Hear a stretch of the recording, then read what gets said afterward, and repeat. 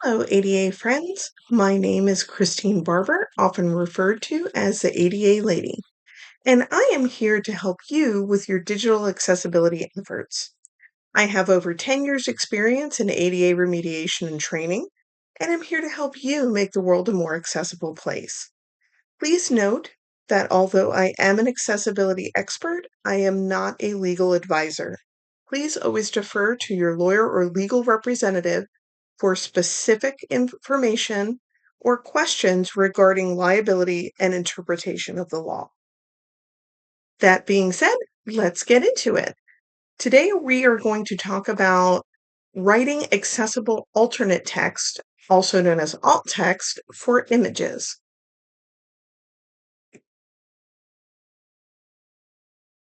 There are four simple recommendations when it comes to writing alternate text for graphical content. Plus, we're going to have a couple bonus tips on what to avoid when you're writing your alt text. Tip number one is to be concise. Short and sweet is the best. 1 to 3 sentences is typically a good target. And remember, the shorter the better. For folks listening with assistive technology, once they enter into alt text, they cannot get out of it. I like to refer to it as alt text purgatory. So make sure that you don't give them a whole lot of unnecessary information. Just be really short and to the point. Tip number two, avoid repetition. You don't have to repeat what is already on the face of your document, message, or website. And that also includes social media. If you already have a good write up that is on the face of the document or text that the screen reader can already access, you don't have to copy and paste that or alt text stuff your image. Just make sure you are short and to the point. Tip number three is to always consider your context. You can have the same image used very differently.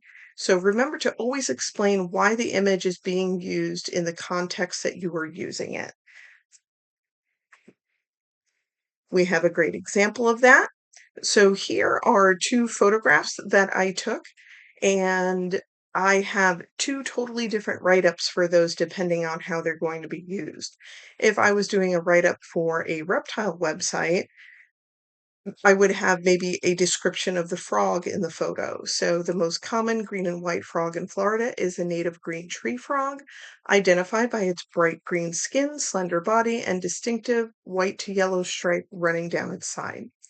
Now, if I was doing a write-up for a plant website, I would have a totally different take on this photo. I would explain what the plant is. Agapanthus is a genus of plants. The name is derived from ancient Greek meaning love and flower. So this is just a small example of using the same image and having two totally different write-ups for their different uses. Tip number four, include any text that appears in the image if it is not in the surrounding description.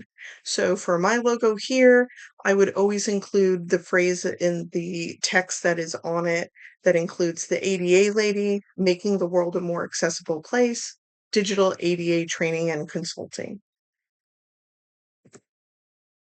Tip number five, we're getting into what not to do now.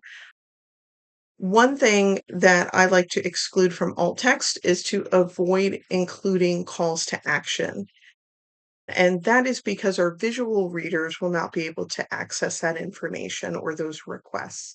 So if you're putting in email addresses, URLs, or contact information like a phone number and asking people to call you, well, again, you're not reaching your entire audience.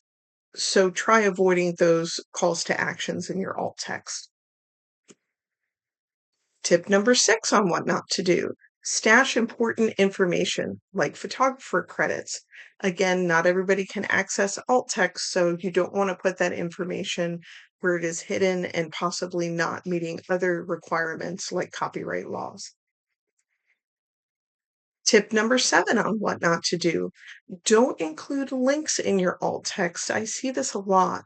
This can be very frustrating for those who are using assistive technology. Screen readers are unable to click on links within alt text, making it a poor practice. You can, although, add a link to your image. And the issue with the links being in the alt text using a screen reader, oftentimes a user would have to reread your alt text, and again, not just the link, the entire thing, over and over and over again until they could possibly memorize the URL to go manually type that into a browser. It's not very user friendly and not very accessible. Tip number 8 we have is to remember that effective communication is key. Information should be in the regularly accessible text on the message, not in the image description.